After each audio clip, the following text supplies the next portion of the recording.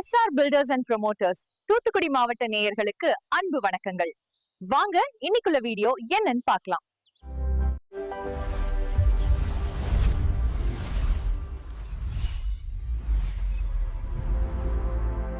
வணக்கம்.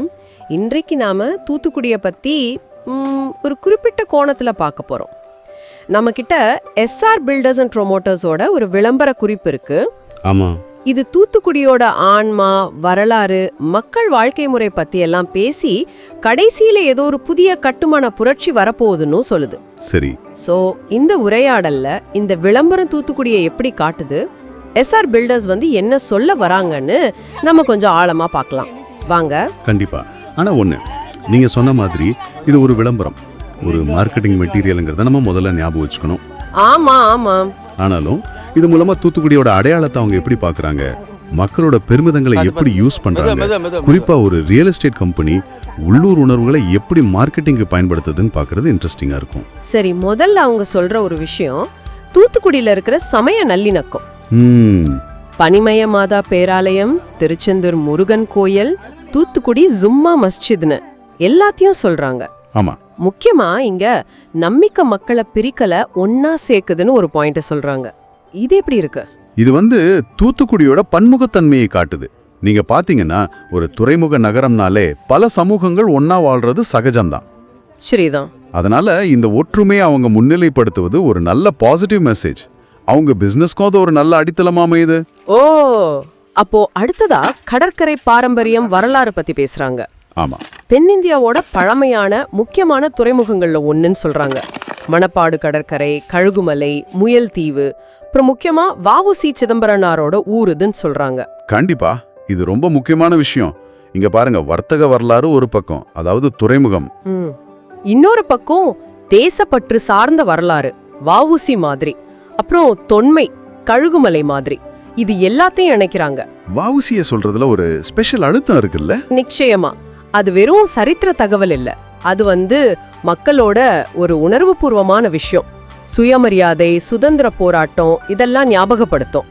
ஒரு பில்டர் இத சொல்றப்போ நாங்களும் இந்த மண்ணோட பெருமையை மதிக்கிறோம்னு சொல்ற மாதிரி இருக்கு. அடுத்து தூத்துக்குடி மக்களோட வாழ்க்கை முறை, அத பத்தி ஒரு சித்திரம் கொடுக்கறாங்க. ஆமா, மன உறுதி, அடக்கம், விடாமுயற்சியுடையவங்கன்னு சொல்றாங்க. உப்பு உற்பத்தி, முத்துக்குளிப்பு, கப்பல், மீன்பிடி, விவசாயம், கல்வின்னு பல துறைகள்ல நல்லா இருக்காங்கன்னு சொல்றாங்க. கருவாட்டு வாசனை, பக்தி பாட்டு எதிரொலி, துறைமுக அலை ஓசைன்னு கொஞ்சம் உணர்வு பூர்வமா விவரிக்கிறாங்க. ஆமா, இந்த வர்ணனைகள் தூத்துக்குடியோட ஆன்மாவை காட்ட முயற்சி பண்ற மாதிரி இருக்கு. கடின உழைப்பு, எளிமை, ஒரு உறுதி, இதெல்லாம் புள்ளி விவரமா இல்லாம ஒரு ஃபீலோட சொல்றாங்க. அதேதான், மக்களின் குணாதிசயங்களை பாராட்டிட்டு உங்களுக்காக, உங்க எதிர்காலத்துக்காக நாங்க இதை செய்ய வரோம்னு சொல்றதுக்கு ஒரு நல்ல பேக்ரவுண்ட் இது உருவாக்குது. சரி, இப்பதான் எஸ்ஆர் பில்டர்ஸ் உள்ள வராங்க. மலிவு விலையில உயர்தர வீடுகள், பாரம்பரியம் கலந்த நவீன டிசைன், வெளிப்படையான டீலிங்ஸ், முழு நம்பிக்கை, இதெல்லாம் தர்றோம்னு சொல்றாங்க. வழக்கமான வாக்குறுதிகள். ஆனா அவங்க ஆரம்பிக்க போற அந்த புரட்சி என்னங்கறத மட்டும் சொல்லாம ஒரு சஸ்பென்ஸா வச்சிருக்காங்க. இது என்னவா இருக்கும்? இது ஒரு கிளாசிக் மார்க்கெட்டிங் டெக்னிக் தான், ஒரு எதிர்பார்ப்பு உருவாக்குறது. புரட்சினோடனே ஏதோ பெருசா இருக்குமோன்னு தோணுதுல. ஆமா, அந்த வார்த்தைக்கு ஒரு பவர் இருக்கு.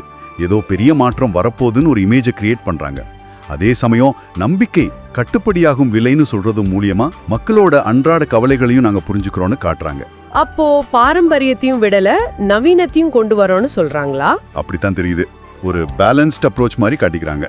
ஓகே, அப்போ இந்த விளம்பரத்தை வச்சு பார்க்கும்போது தூத்துக்குடியோட நம்பிக்கை, வரலாறு, மக்கள் குணம், வாழ்க்கை முறையெல்லாம் அவங்க எப்படி பாக்குறாங்கன்னு ஒரு ஐடியா கிடைக்குது. ஆமா, எஸ்ஆர் பில்டர்ஸ் கொடுக்கிற வாக்குறுதிகளையும் அந்த ரகசியமா வச்சிருக்கிற புரட்சி பத்தின கேள்வியையும் நம்ம ஞாபகம் வச்சுக்கலாம். இறுதியா நீங்க யோசிச்சு பார்க்க ஒரு கேள்வி இருக்கு.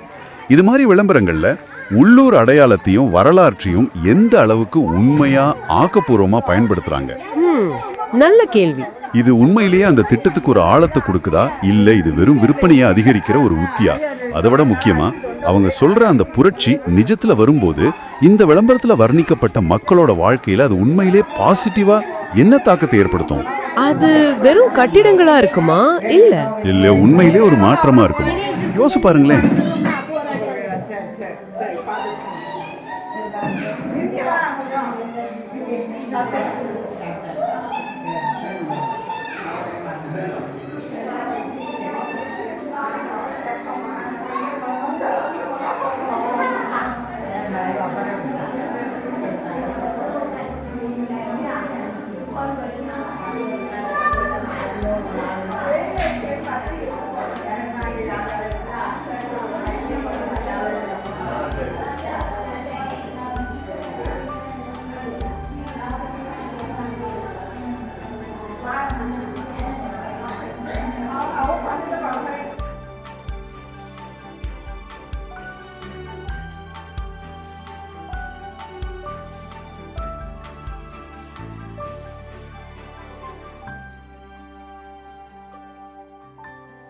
இந்த வீடியோ பிடிச்சிருந்தா லைக் பண்ணுங்க, ஷேர் பண்ணுங்க, மறக்காம சப்ஸ்கிரைப் பண்ணிருங்க.